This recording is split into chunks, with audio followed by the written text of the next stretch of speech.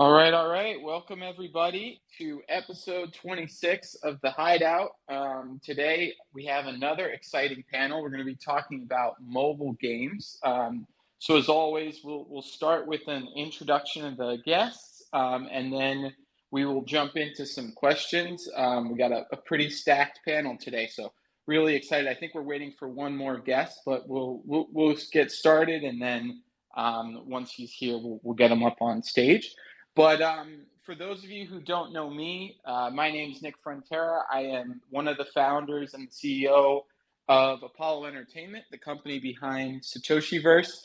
We've been building for the last 3 years in the space and are nearly at our open alpha for our game, Satoshi's Legions, The Battle for the Outskirts, which is going to be a fast-paced action RPG roguelike. So for those of you who don't know and want to learn more, check out our socials, check out the website. But for today, I'd really love to focus on our panel, which is an awesome group of companies building mobile games as well as outside of the mobile space. So really excited to get into some interesting questions.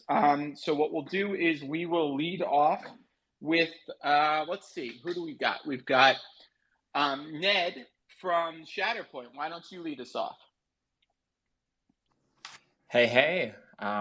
Who's behind the host wheel mic today?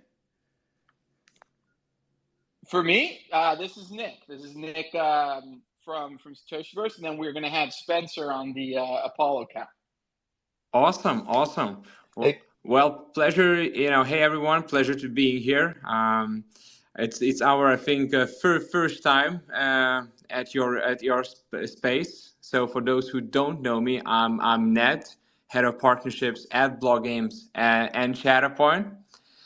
So just a little bit of introduction. So originally behind Shatterpoint's wheel is Blog Games company, and Blog Games is a chain agnostic Web3 games publisher. The company was established together with Astoti, a leading European game studio, which alone has 50 million monthly active players.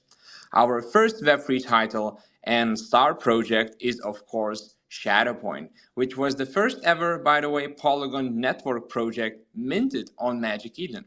So a little bit about what's happening in Shatterpoint game. So basically players create the hero and take it through PvE and PvP gameplay modes, enjoying expansive campaign mode across 5 distinctive worlds. And basically you are conquering five unique these worlds with 5 unique heroes, along with endless skirmish modes and 1 versus 1, 2 versus 2, and 3 versus 3 team death matches. So it's really exciting game. And as I've said, really happy to be here. Amazing. If I could just ask, where are you guys in your development cycle? Is there something people can play? Is there a date that you guys are targeting? Sure. So actually the game is currently at closed alpha stage. So it's a fully playable version with 3 worlds already unlocked for players to enjoy. The only tricky but here is that the closed alpha is gated, meaning you have to have a closed alpha pass in order to access the game. Now, for those who really want to access the game at this point, they would probably need to DM our lead Discord manager, which is very simple to do. Just raise a ticket and he will, getting back to you. And that's pretty much it. At this point, it's, a gated stage. And I think in the next month or 2, we will be progressing to open beta closed regions. So then it will be accessible to many more people. Amazing. Well, sounds awesome. How about we move to Astromust? And I think we've got Mr. Console here. Could you give us a quick introduction, let people know if they can play now, play later, and how things are going? Yeah, for sure. I'll try to be as brief as possible. Before we talk about Astromust, I want to commend your music taste, buddy. That got me really feeling relaxed, as well as excited as we were waiting for the room to fill out. Everybody, hit that retweet. It's going to be a knowledgeable discussion on mobile games. Feeling very honored to be on this panel with great guys. You did mention yourself to be Nick. I've never met you, Nick, so it's nice to meet you. I know Spencer from the team. Shout out to Spencer. He's the individual who reached out and invited us. Now, to get to the question, Astromust is a multi-genre gaming ecosystem, all tied to the story of an astronaut who used to work on a spaceship but was forced to crash land on Earth due to unforeseeable events. And this quote unquote unforeseeable events is not yet revealed. But essentially, the story all begins with an astronaut stranded, heartbroken, feeling helpless, but having the desire in his heart to get back to the moon. Our various games will all be built on this story and interconnected with this story. To introduce myself, I go by the name Mr. Console. My account is in the room. Console with a K, because that K represents where I'm from, that being Kenya. And I'm part of the marketing efforts for Astromust. Super happy to be here. Amazing to have you, and I love what you guys are building. So really excited to have you here. How about we go to James from Army of Fortune? James. Yo, GM everyone. Yeah, like Satoshi said, Ned said, my name's James Rowdy. I am the Chief Marketing Officer here at Army of Tactics. Army of Tactics is our first game in the Army of Fortune Metaverse, created by the founding members of Supercell, responsible for games like Heyday, Clash of Clans, Clash Royale, etc. Essentially, what Army of Tactics is, it's been in development for the past 2.5 years. And like I said, it's the first game in the Army of Fortune Metaverse. It's a 1v1 auto battler, auto chess game. We are rolling this out in closed beta very soon. More details to be announced. But yeah, essentially, our sort of approach, I guess, has been really unique with Army of Tactics. We have grown a community of 2.9 million, and that's going really quick, day on day. And we've reached an audience of nearly 500 million, well, over 500 million views with our marketing campaign. So yeah, it's really exciting. Our whole approach, very unique, very different as opposed to traditional Web3 marketing terms. And yeah, I'm excited to be here and obviously talk more about the game. Sounds incredible. That's a ton of eyeballs. So, congrats to you guys. That sounds amazing. I'm really excited to learn more. And then we have Scott from WAGME Games, sorry. And the last time I saw Scott, he was in full battle armor at NFT NYC. So really excited to have you here on the panel, Scott. Tell us a little bit more about what you guys are building. Yeah, I put the battle armor on just for the space. You can't see it, but it's, put the whole suit on just to be here for you, Nick. I love it. Well, hello, everyone. My name is Scott Herman. I'm a co-founder and VP of Strategic Partnerships over at WAGME Games. So we're a mobile game. We're a mid-core strategy tower defense game. So very similar gameplay to Battle Royale, Clash Royale, if anyone has played that before. We focus a lot on the game of like how fun our gameplay is and also ensuring that we have the lore to back it up. We didn't want to be just another game launching in the space, whether it's Web 2 or Web 3. There's so much competition out there. So like what really separates these games from each other? What really gets gamers exciting? And for me, as a lifetime gamer, it's always been the lore. I'm huge into collectibles. As Nick just said, we showed up to NFT NYC. I was wearing a full mech suit of our human emperor because to gamers, it's all about saying that's cool, right? When people came over to the Immutable booth at NFT NYC, they saw our game, they saw our comic, they saw the suit, and they said that's cool, and they wanted to learn more. That's what we're all about here. We have a massive internal team, a lot of guys from EA, Respawn. They've worked on games like Garana Free Fire, Apex Mobile Legends, Battlefield, Call of Duty.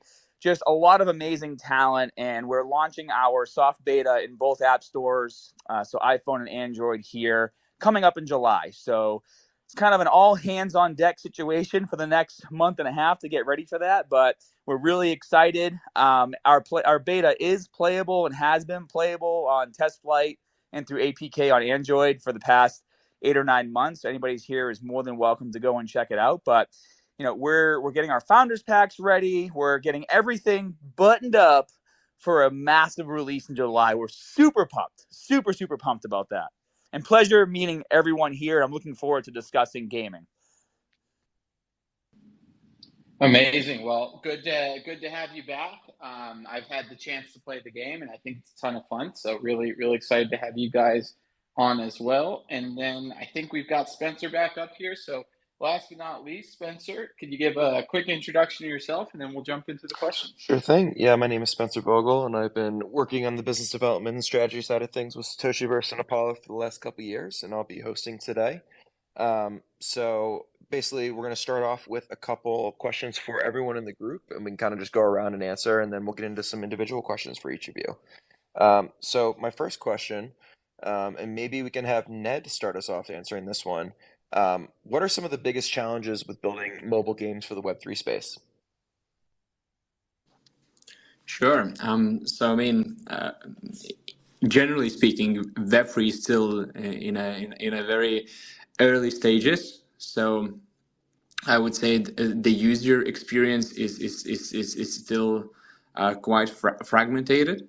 So Web3, games typically require users still to manage their digital wallets, interact with some of the very not intuitive elements, especially if you are a gamer coming from traditional background, Web 2. So for you, coming to a game, it's probably you still don't know if the game is good, and you are suddenly overwhelmed with so many new things. So I think that what also we're trying to do here at Blog Games is to really put all those Web3 elements behind the scenes or under the hood, so that the person who actually joins the game, they would find a very interesting, fun, and engaging content itself.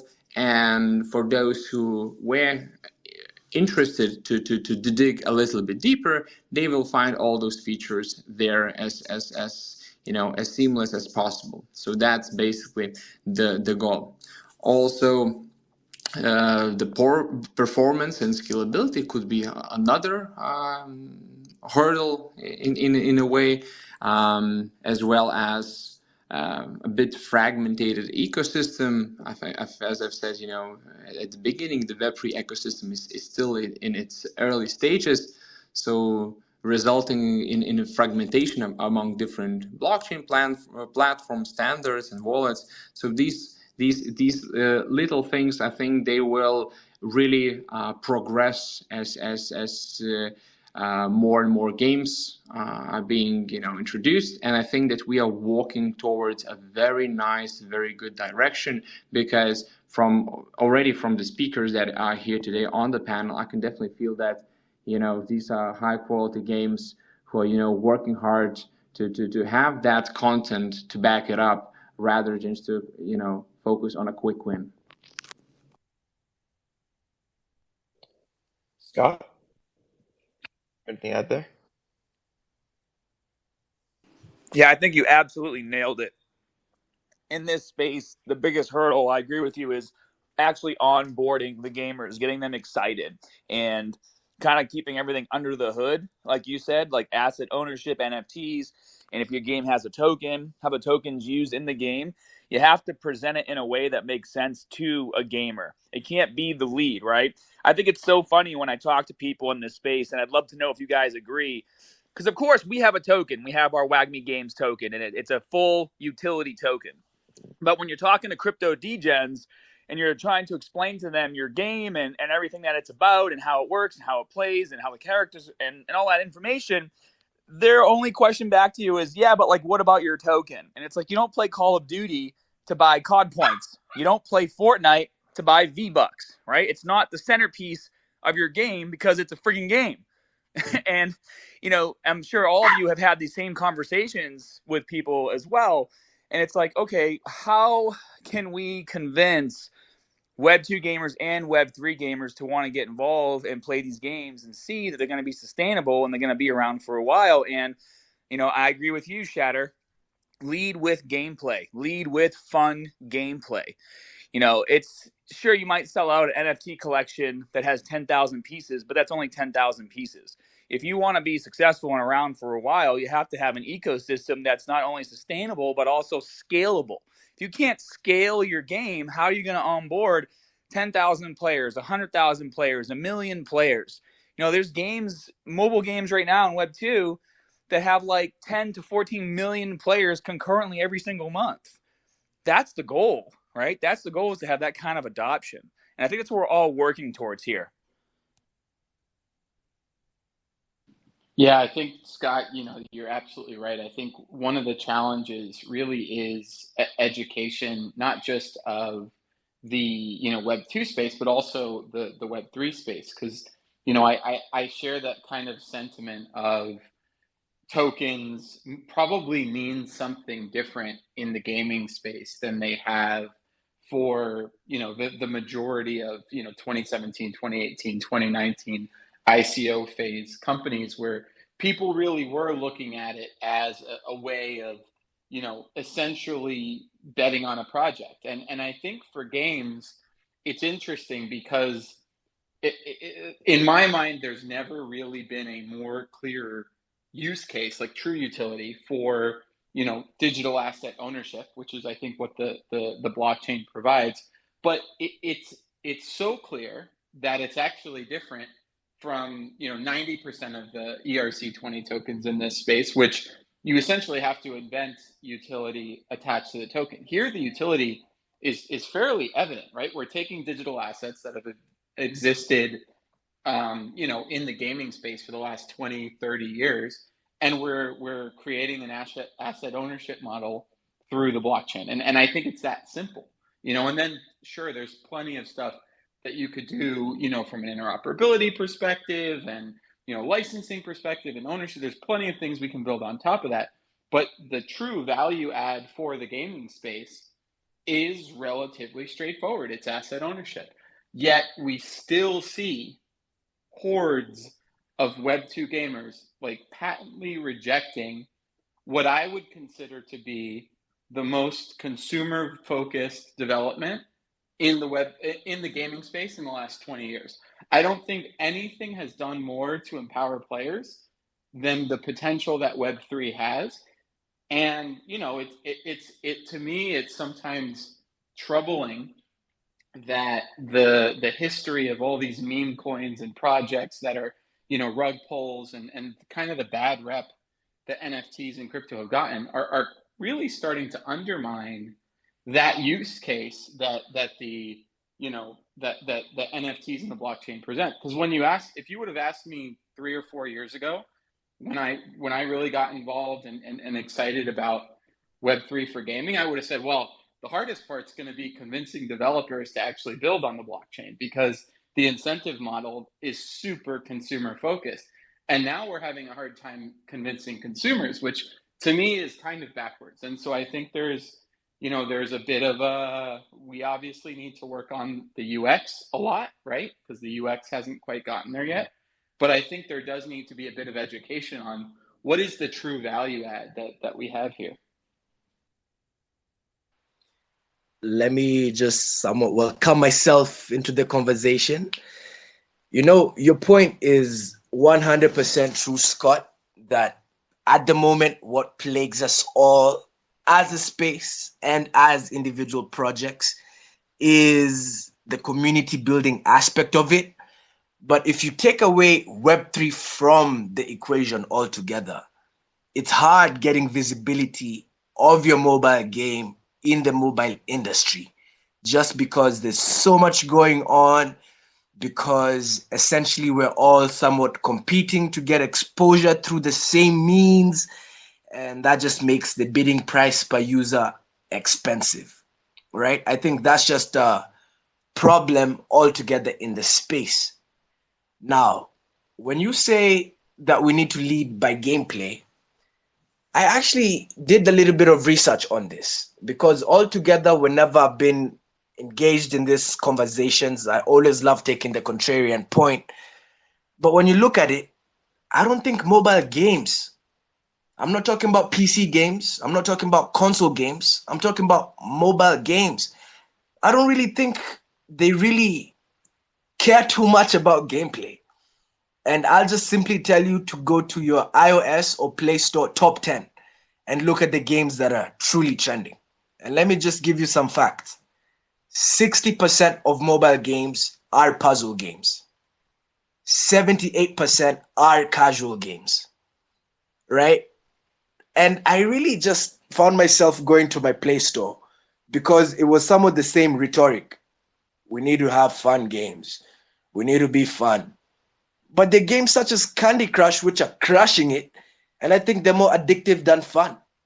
The concept is very easy. Line up colors, objects, same shapes. I don't really consider that to be fun, right? Or rather, I don't consider it to be an ingenious, new revolutionary thing. But it's more so something that appeals to an audience of individuals who are busy, that are able to jump on the game whenever they're commuting or things of that nature. But of course, I believe it to be a different case if you're talking about a PC game or a console game. But the mobile gaming industry, as it is, it seems to pose a different question mark for us to try solve. That's just my 2 cents. And I'm, playing the devil's advocate a little bit. James, do you have anything to add to this? Yeah, I could definitely chime in. I think our approach has been different, and I guess sort of with Army of Fortune and Army of Tactics, it's eliminating Web 2 versus Web 3, right? We understand that Web 3 gamers are a lot of them come from or have been in the space for a long time, right? And experienced a lot. They understand how blockchain technology works, how tokenized economies work, and all the rest of it. I think what our approach is more so we understand that, and it's eliminating as much friction as possible. It's about creating a fun overall gaming experience. If you look at games, they've essentially been tokenized economies for quite some time. I mean, not all games. If we look back at, Clash of Clans, for an example, Clash of Clans, you have gems that you can go grab. And then you also have, other resources as well. And these act like tokens. Once you get these resources, then, enough of these resources, you can go and buy certain things or build certain items in your game. So I think sort of coming back to sort of what we're talking about is that it's eliminating friction, and for us that is being conscious of Web 2 and Web 3. So for us, it's having a game where the end consumer doesn't know the difference between Web 2 and Web 3, and educating them about, hey, now you've got this digital asset you can then own, and then, now you've got it, you can go and sell it to other players or do what you want. And I think that's really important. If we rewind history, World of Warcraft was a perfect example also, is that you had players essentially, building out these profiles, investing a lot of time and energy into, these profiles, and then selling them on eBay back in the day for, hundreds, if not thousands of dollars for some of these profiles. Now, back in those days, no one could verify if you actually owned that account. You would go back and forth, and it was really a trust system, right? I mean, yeah, sure. I bet some people did get scammed, but it was really a trust system. So you're relying on the person on the other end that, yeah, this is definitely my account. I'll transfer ownership. This is my password after, you pay me the money. But now we have proof of ownership on the blockchain, verifying those digital assets. And I think that's really, really important. Sorry if it sort of took a bit of a left turn. It is late where I am, but I hope that makes sense. No, all good. So we'll move on to the next question for everyone, which is going to be, how important do you think interoperability is for Web3 gaming, or mobile gaming specifically? Both like interoperability of assets and between chains. Maybe Mr. Consul, you could start us off with this one. Hey, nice. Thanks for putting me on the spot, Apollo. I was waiting for Scott and Shatterpoint to go ahead first, but I'll try my best to be as eloquent as these two speakers are. Let's begin by defining interoperability. And I'm surprised I've been able to pronounce it because typically I bite my tongue whenever I do. I'm usually like interoperability, because from being in a different region. But essentially, to my understanding, what interoperability means is the ability for something, right? Let's not even define it as an asset at this point. For something to be used in multiple manners, right? The ability for the different application of this something. And in our case, we're talking about in-game assets. I believe in mobile gaming, interoperability will help us secure three key things. Number one, definitely it's going to have a network effect. Let me give an example of this. If Astromust and Shatterpoint somewhat decide to make an interoperable item, a sword, whatever it is, it's going to make our users aware of each other's ecosystem. And from there, we'll both have a network effect. We'll be able to cross-pollinate our communities, etc., etc. Liquidity is also going to be something that is interesting, at least for me. I've always been more attracted to the finance side of things. Not sure why. It could be the degen in me.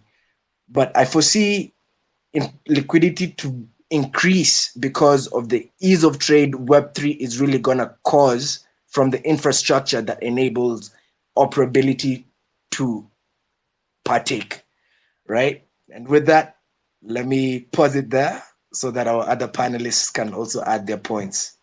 Thanks. And retweet the room, everybody.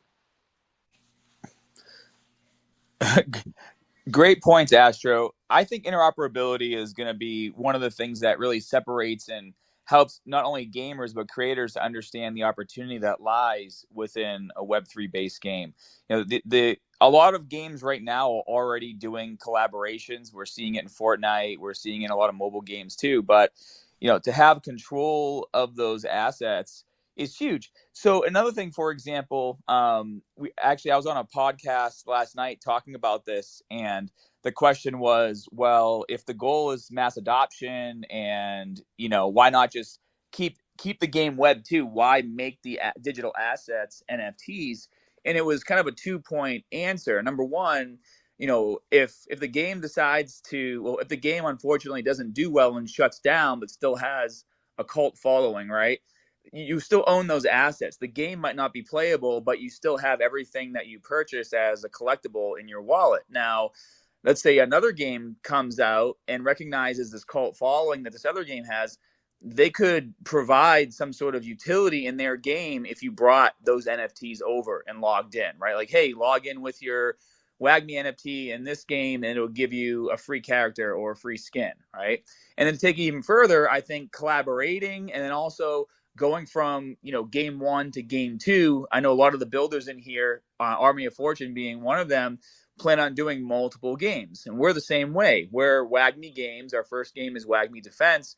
Well, we want to make sure on our second game that we have interoperability to give more value to the NFTs that people are grinding for and purchasing in game one. And, every single time Call of Duty has an update or a new version comes out and I lose all of the shit that I spent money on, skins especially being one of them. I like to have a lot of different skins when I'm playing Warzone. It really sucks to lose all that and then go to the next version of that game. So I think as we move forward and gamers start to understand what interoperability actually means in terms of collectability and bringing assets from one game to another. And then, of course, at some point in the future when there's actually a real metaverse, right? Not all the metaverses that are out there right now, I don't think is a true metaverse. I think the metaverse is something that's going to kind of formulate on its own as the space expands. But when we finally hit that point to where there is a true metaverse and you can take your assets and drop them pretty much anywhere, that's going to be huge. What do you guys think? 100%. Yeah, I need to stop going after you because I think I'm just going to end up parroting everything you just said. But I guess similar to you, I think, there's kind of an interesting interoperability layer that, I think everyone obviously talks about cross game, different partners coming together and different projects and ecosystems collaborating and interoperability in that way. But I think the other point that you made is also extremely important about, ecosystems, right? Gaming ecosystems where, for example, maybe someone who's playing our game could play a mobile mini game that's fun and maybe is more of the type of game that, Mr. Console mentioned before, where it's just some addicting puzzle game and it's simple, but it's fun. And that allows you to earn some resource that you can't get in the, the desktop based game. And so you've got different angles and different ways of engaging with the IP. So I just wanted to touch on that because I totally agree that that's another, aspect of interoperability that NFTs help unlock. And I see Shatterpoints raising their hand. So why don't we jump to them? Sure, I will be, I will try to be bite-sized. It's so many good points from the speakers already. But before digging into that, I think Shatterpoint now has a nickname, Shatter. Thanks, Scott, for that. I always thought that this Shatterpoint already is a short name, but Shatter it is. Anyways, I think interoperability is crucial for Web3 100%, especially mobile gaming, because one, it enables asset portability across different games, increasing value and player flexibility. Also enhances player engagement, what the previous speakers already said. Just to add here, I think that the kind of ways is by allowing exploration of new games with existing assets, as well as it creates economic opportunities through asset trading and decentralized markets, what Astro briefly mentioned, and of course fosters community building, which is the key of Web3 by connecting players across various games. So I think that this one is the most beautiful and the most unique thing in Web3. Awesome. James, any last points before we move on to some individual questions? Yeah, absolutely. Look, I think interoperability is a bit of a tongue twister, isn't it? Is crucial, right? Let's look at iOS and Android, same games, different application, right? And that's it at its truest form. I think that having interoperability across different chains makes a lot of sense, and that is the future, allowing the AVAX fans to come and play a game that was built on Polygon or Ethereum, as opposed to also being built on other chains, is the long term I guess, vision we're all trying to work towards, right? Because owning those assets on different chains allows us to do so much more. But yeah, I think, going back to what I mean, everyone said some really great points here, and I think that that is where everyone's trying to head towards. A lot of gaming at the moment, is being, built on a lot of layer twos, especially like, Polygon. And I think that, allowing those ecosystems to grow and be interoperable on across different chains just makes a lot of sense. I think that's the long-term vision everyone's trying to, move towards, because you have successful games who might be building on, Polygon, and then, they want to then go and, have that same effect across on another chain.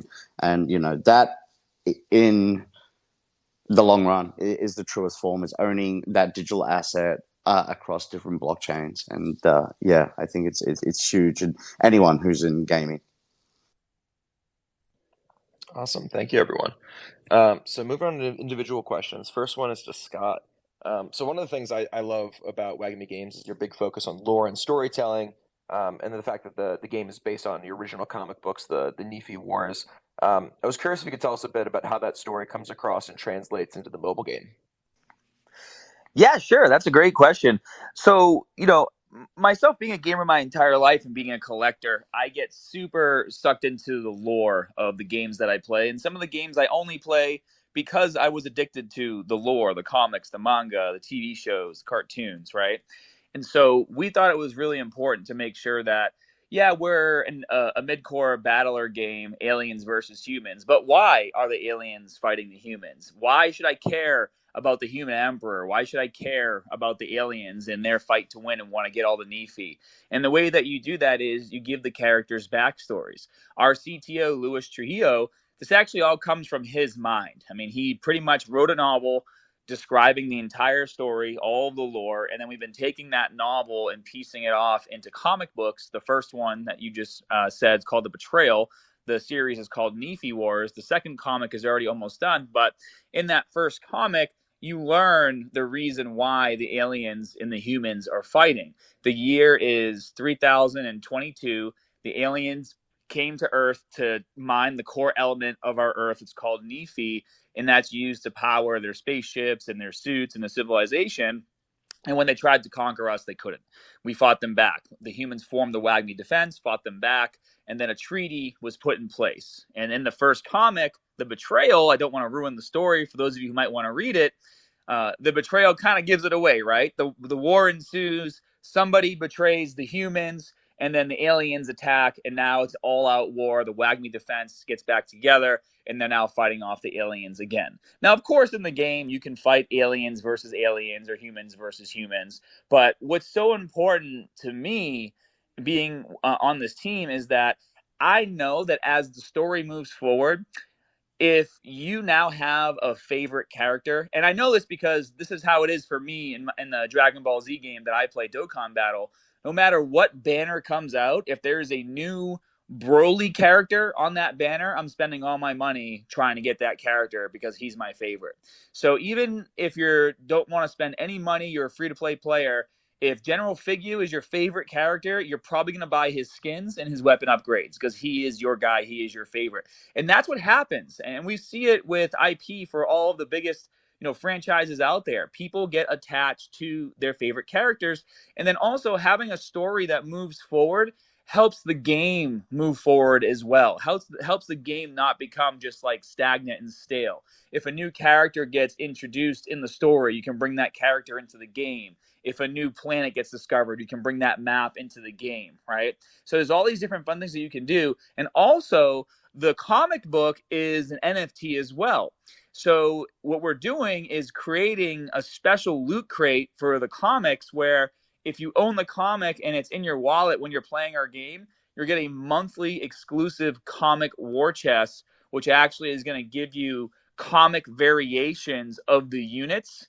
So it's like the NFT art style is going to be comic. It actually looks pretty cool. We got some renditions of that already. So even gamifying the experience of getting into the lore, I think is a really cool thing that you can do in Web3 that you can't do in Web2, right? I mean, I guess the closest thing to it would be amiibos. I'm sure a lot of you in here are playing the new Zelda, Tears of the Kingdom. I am, and I have all 26 of the Zelda amiibos, and I log them in once a day. Even if I can't play during the day, I'll still spend 10, 15 minutes and log those in and get my rewards. It's the same thing. So like when people try to say, oh, we don't want NFTs in gaming, it's like, well, you're kind of already doing stuff that is NFTs. You just don't realize it because you think that an NFT is just a picture of a monkey, right? So by showcasing that you can not only have a game with characters that you own, but also now you can take elements outside the game, like action figures or a comic book, and give them QR codes or make them NFTs, and then give those things utility within the game. It just helps to create this forward-moving ecosystem that, if done correctly, is going to become unstoppable. And then you add interoperability into that with other communities and games and future games in the same franchise. It's just a recipe for success. What do you guys think?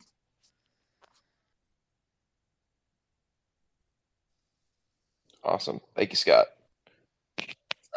So moving on to Ned. So something that's unique about Shatterpoint is the shattering effects that occurred at the end of every season. Can you tell us a little bit more about those effects and how the NFTs fit into it? Give me a second. I was blown away by Scott pitching his game. Sure. So that's amazing question.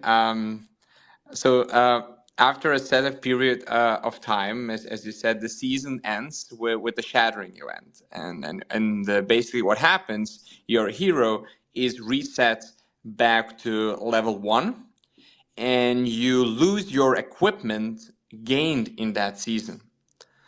So while this may sound unusual for a game of this genre, each shattering event brings new campaign modes to explore and new items and play experiences to keep the experience fresh and engaging every single time.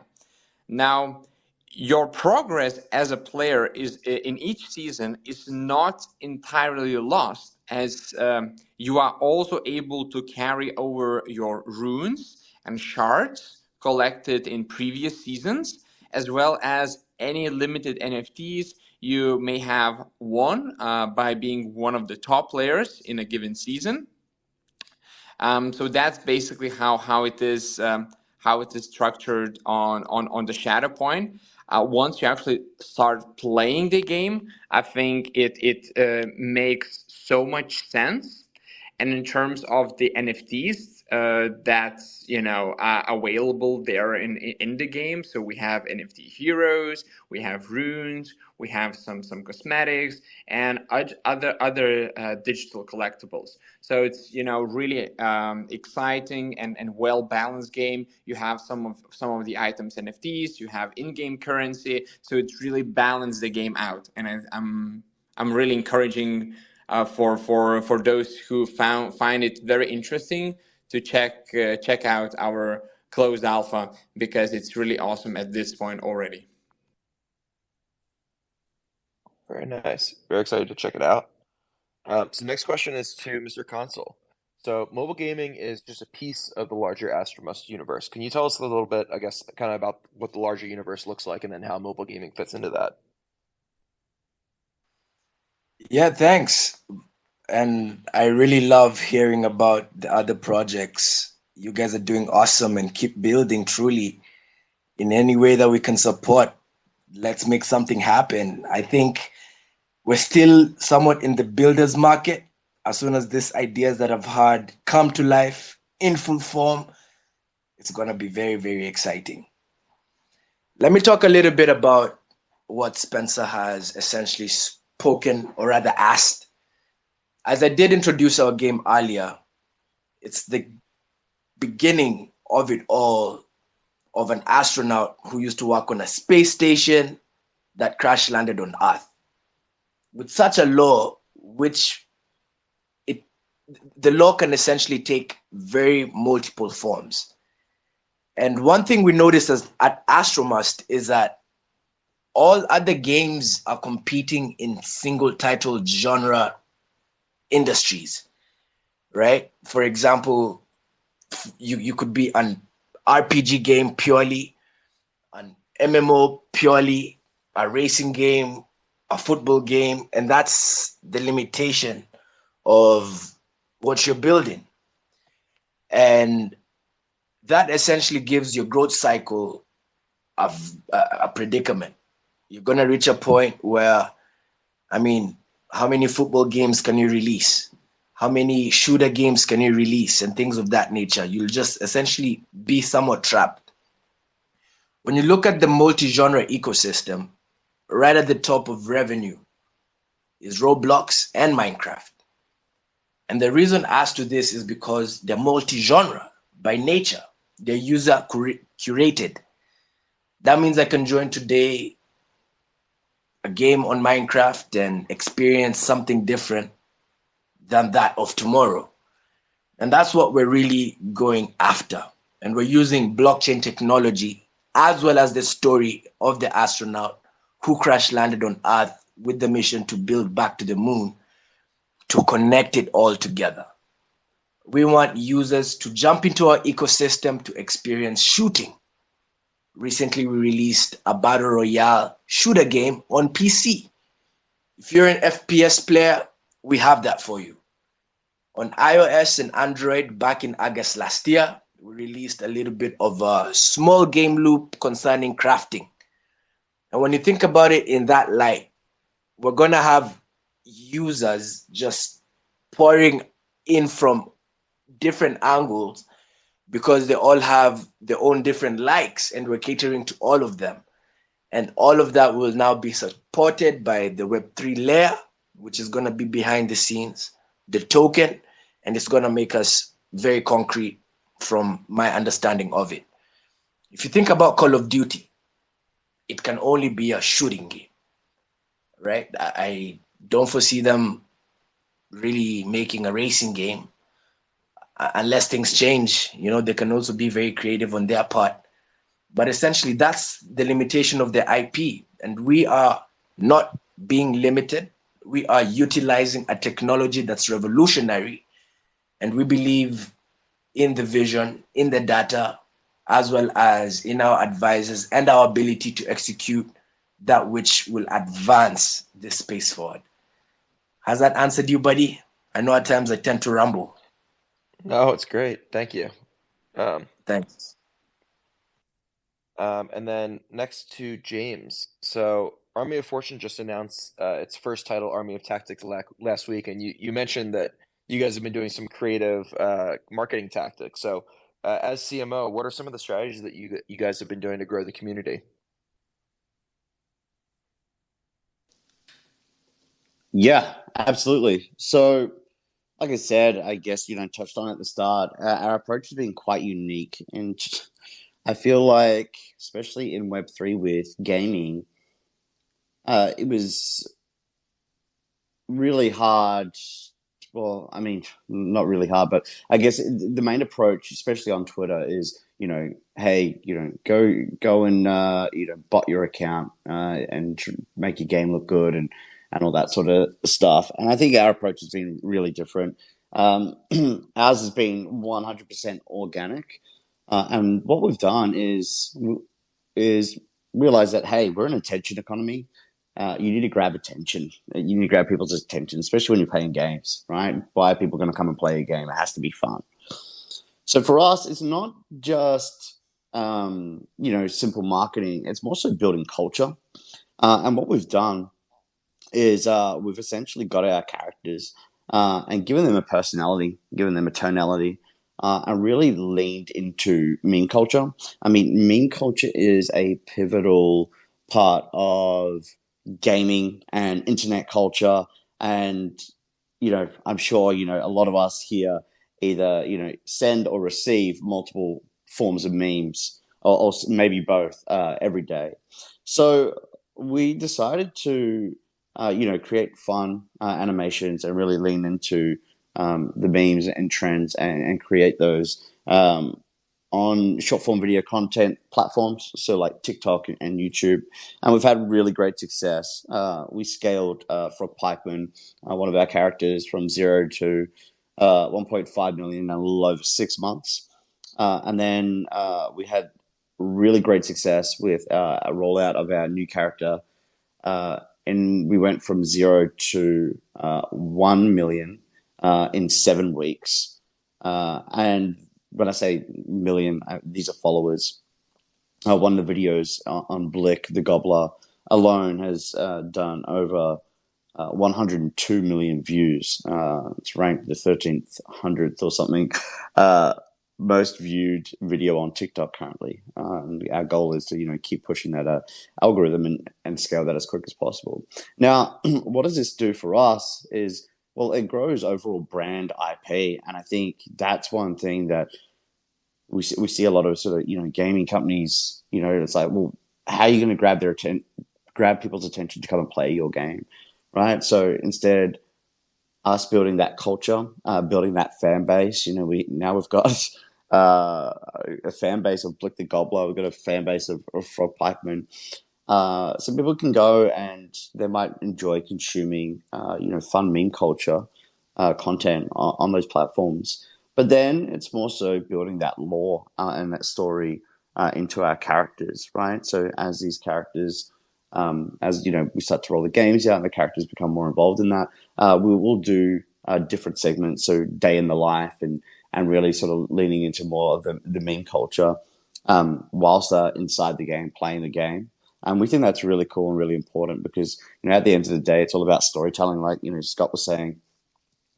And that's why we play games. That's why we consume TV shows on Netflix.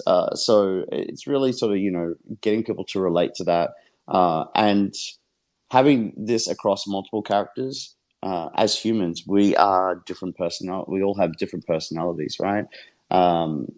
So with Frog Pikeman, the audience was predominantly male, and then we rolled out Blick Gobbler, more softer tone personality, still a little bit, of a delinquent, a bit more fun, but it related to 70% of, a female audience, and that worked really, really well with us.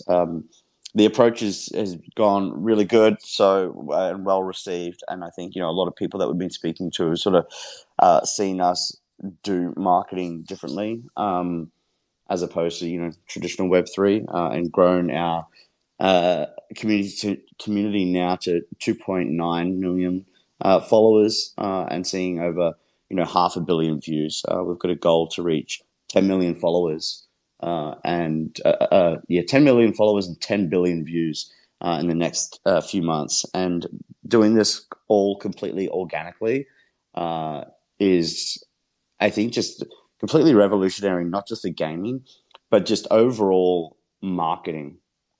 Me personally, I saw a big disconnect, doing marketing for quite some time now, and seeing all these marketing agencies and promise you the world and charge really high fees. And I thought, well, you could do that approach, or you could do the paid approach. And I still think that organic marketing is the truest form. I mean, even on our Twitters, we don't have huge numbers like most of these gaming studios, but we've got better engagement than most of them. And that's really important because that means that, our audience is engaged with our content and not being, distracted by, large inflated numbers, bots and stuff like that, which is easy to, show on Twitter. You might have 50, 100,000 followers, but all your posts are getting, 20 likes. With us, it's the other way around. We've got 3,000 to 4,000 followers. We've got over 4,000 followers on Army of Tactics, for an example. But we have an engagement rate of 18%, and that's huge for Twitter. I mean, most of them are under 10. So yeah, that's sort of our approach. It's been fun creating that culture. Meme culture is what it's all about, especially in gaming, internet culture, and we're really leaning into that. But yeah, that's us. Beautiful. Thanks so much. So before I pass it off to Nick to close us out, I want to announce the winner. So we do a weekly giveaway every week for our Twitter Spaces for people that are listening live. And this week our winner will be getting an 8Mo Army NFT trading card. The winner is Kayla's Got No Filter at Kayla's Got No Fil 1. So congrats on winning, and please send us a DM, and we'll make sure to get you your prize. Nick, you want to close us out? Yeah, thanks, Spencer. And huge thank you to everyone who is on the panel. This was another awesome discussion. Really, really glad we got to do this. For all of you attending live, super huge thanks. It's always good to have people in the audience, although we know a lot of people end up watching the recorded versions. It's nice to have you guys here with us listening in. So please do tune in next week. A couple other housekeeping items. Please make sure to follow all the projects on here.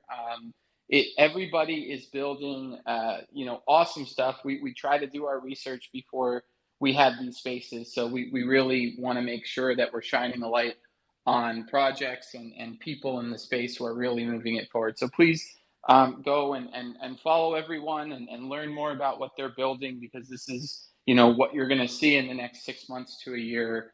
Is the future of this space. So really, really thank you guys again. If anyone has any closing words that they want to say, totally feel free.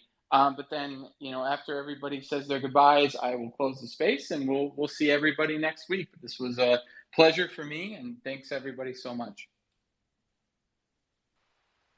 Yeah, Satoshi, great hosting. I love hosts who allow the panelists to be themselves, as well as they allow the panelists to somewhat not feel limited by time. It was great getting to talk to Scott. I haven't seen Scott in a minute. Thank you, buddy, for being on here. Shatterpoint, as well as Army of Tactics. This is a testament to the beginning of our relationship. Apollo, aka Spencer. I'm not sure, buddy. Your voice sounds a bit, I don't know. Are you sick or what is it? What's going on there? No, Did we wake you up? I'm okay. That's just my voice. Oh, okay, my bad. I'm not judging. It just sounded a bit dull, or maybe I'm too excited to be here. To all those who are in the in the listener, thank you for being here. And yeah, we have a little tradition. It's called the Astromast 1, 2, 3 Hearts. It's just a way to give gratitude for those who have partaken in the conversation with us, as well as to celebrate the host. This is how it goes. I'll call out 1, 2, 3, and when I say hearts, you throw out the heart emoji like that. Okay? Instructions clear? All right, let's just give thanks. Let's also use this activity to feel connected, no matter where we are in the world. 1, 2, 3 hearts for Satoshi.